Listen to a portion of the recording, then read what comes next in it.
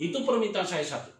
Permintaan kedua, pelapor yang di BAP yang dahulu adalah merupakan sekretaris Pengadilan Negeri Sidoarjo, sekarang sudah pindah ke sekretaris Pengadilan Negeri Surabaya, saya akan usulkan supaya apa? Demisioner dulu. Selama perkara saya berjalan, orang tersebut harus demisioner. Kenapa? Ya iyalah, ya kan?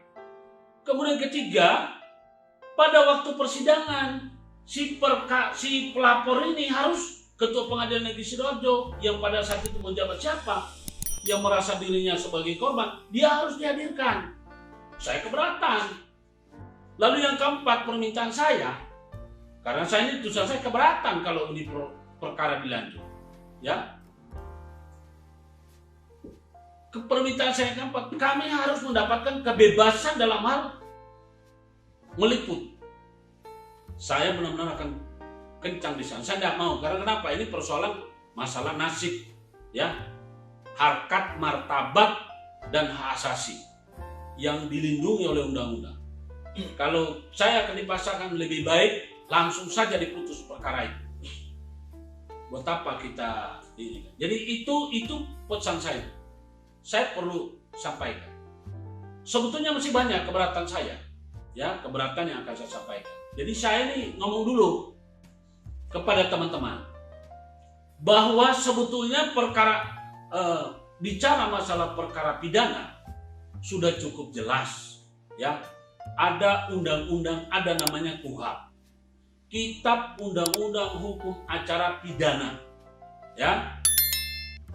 Ruang lingkup berlakunya semua perundang-undangan ada di peradilan umum, sebagaimana bunyi bab 2 KUHP,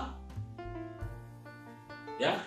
Kalau bab satunya tentu saja semua ketentuan. Kemudian, ya, yang namanya peradilan itu dilakukan berdasarkan ketentuan yang ada di KUHP. Jadi mohon kepada teman-teman aktivis, ya, belajar, tanpa bermaksud merendahkan senior-senior kita. Tapi teman-teman senior ini banyak yang pelit ilmunya, sehingga junior ini hanya melakukan copy paste yang dia tahu seperti apa yang terbiasa.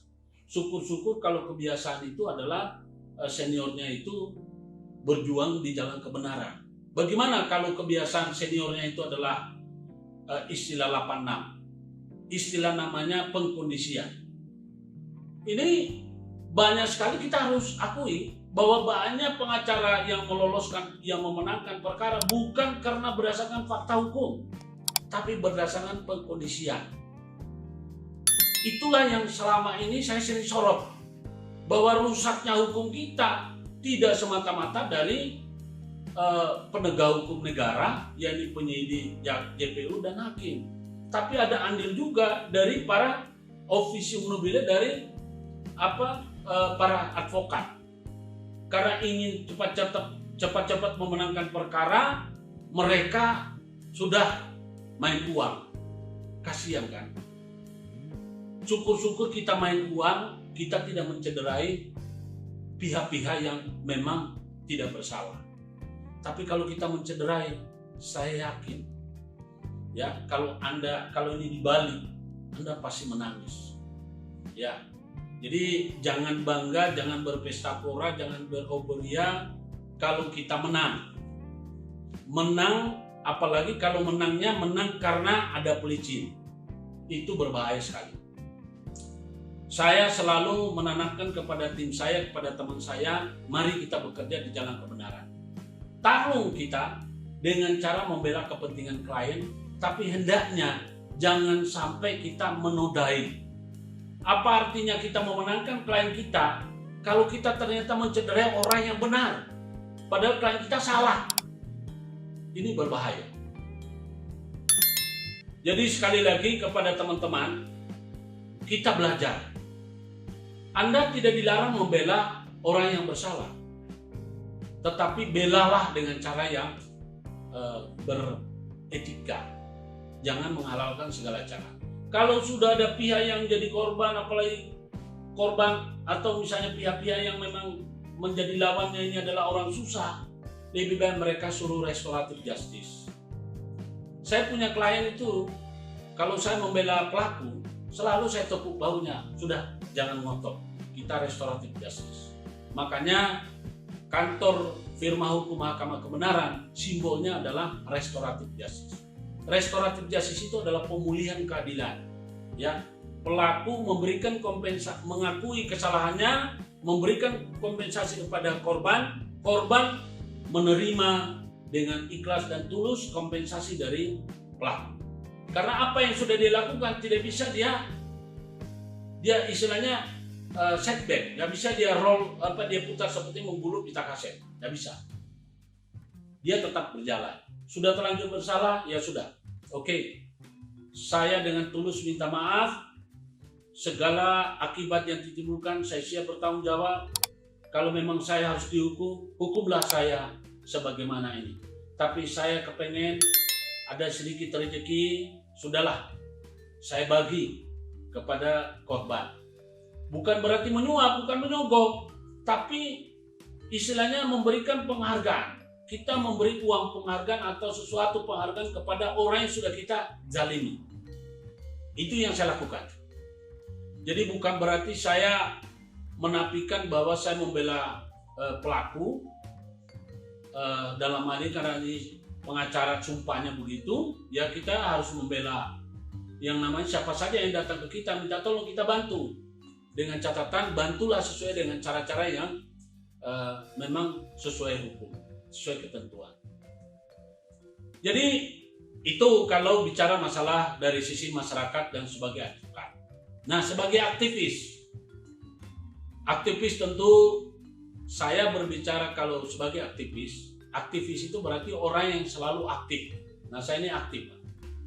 Aktif memberikan edukasi, aktif mempertahankan hak orang, aktif memperjuangkan hak-hak orang yang datang minta bantuan kepada saya, aktif dalam hal memberikan masukan, baik dalam bentuk kritikan maupun dalam bentuk protes kepada pihak-pihak yang diduga atau kira-kira bisa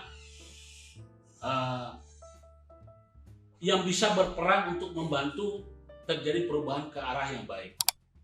Jadi misalnya pihak-pihak yang melakukan kekeliruan, kalau bisa sudahlah, jangan lagi. Nah ini, saya dalam hal ini berteman dengan penyidik, banyak teman saya penyidik. Tapi berteman di luar daripada perkara. Kemudian berteman kepada JPU, banyak. Bahkan saya sendiri dikasih klien dari JPU. Ya, saya bekerja sama, tapi dalam konteks tidak ada yang dinodai. Saya juga berteman dengan hakim. Perlu diingat, selama saya ada perkara, saya dibantu oleh hakim-hakim senior dan jaksa-jaksa senior yang sudah purna. Mereka memberikan saya masukan sehingga saya punya pengetahuan semakin makin banyak. Nah, mereka itu simpati terhadap perjuangan saya dan bangga. Mereka bangga pada saya karena saya konsisten, ya. Sebagai pejuang kebenaran, benar-benar saya konsisten. Ketika ada yang salah, saya lawan. Ketika ada yang nggak benar, saya tolak. Nah, ada yang nggak benar, saya tolak. Ada yang memaksakan, saya lawan.